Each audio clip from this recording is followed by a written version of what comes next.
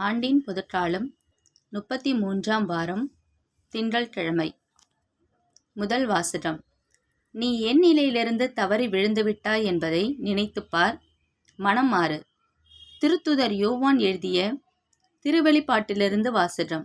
சகோதர சகோதரிகளே, இது இயேசு கிறிஸ்து அருளிய திருவெளிப்பாடு. விரைவில் நிகழ வேண்டியவற்றை தம் பணியாளர்களுக்கு காட்டுமாறு கடவுள் இவ்வெளிப்பாட்டை கிறிஸ்துவுக்கு அருளினார். அவர் தம் வானதுதரை அனுப்பி தம் பணியாளராகிய யோவானுக்கு அவற்றை தெரிவித்தார். அவர் கடவுள் அருளிய வாக்குக்கும் இயேசு கிறிஸ்து வெளிப்படுத்திய உண்மைக்கும், ஏன் தாம் கண்டவை அனைத்துக்குமே சான்று பகர்ந்தார். இந்த இறைவாக்குகளை படிப்போரும் இவற்றை கேட்போரும் இந்நூலில் எழுதியுள்ளவற்றை கடைப்பிடிப்போரும் பேறு பெற்றோர். இதோ காலம் நெருங்கி வந்துவிட்டது. ஆசியாவில் உள்ள 7 திருச்சபைகளுக்கும் யோவான் எழுதுவது.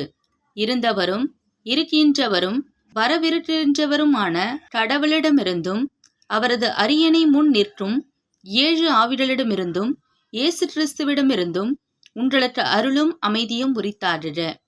எபேசில் உள்ள திருச்சபையின் வானதூதருக்கு இவ்வாறு எழுது.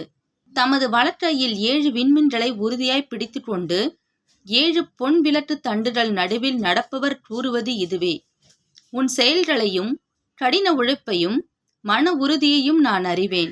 தீயவர்களை உன்னால் சகித்து கொள்ள முடியாது என்பதும், திருத்தூதர்களாய் இல்லாதிருந்தும் தங்களை அவ்வாறு திருத்தூதர்கள் என அழைத்துக் கொள்ளுகிறவர்களை நீ சோதித்து பார்த்து அவர்கள் பொய்யர்கள் என்று கண்டறிந்தாய் என்பதும் எனக்கு தெரியும்.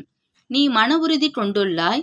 என் பெயரின் பொருட்டு எத்தனையோ துன்பங்களை நீ தாங்கிக் கொண்டுள்ளாய். ஆயினும் சோர்வு அடையவில்லை என்பதும் எனக்கு தெரியும். ஆனால் உன்னிடம் நான் காணும் குறை யாதெனில், முதலில் உன்னிடம் விளங்கிய அன்பு இப்போது இல்லை.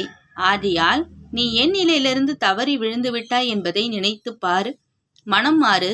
முதலில் நீ செய்து வந்த செயல்களை இப்பொழுதும் செய். இது ஆண்டவரின் அருள்வாக்கு. இறைவனுக்கு நன்றி.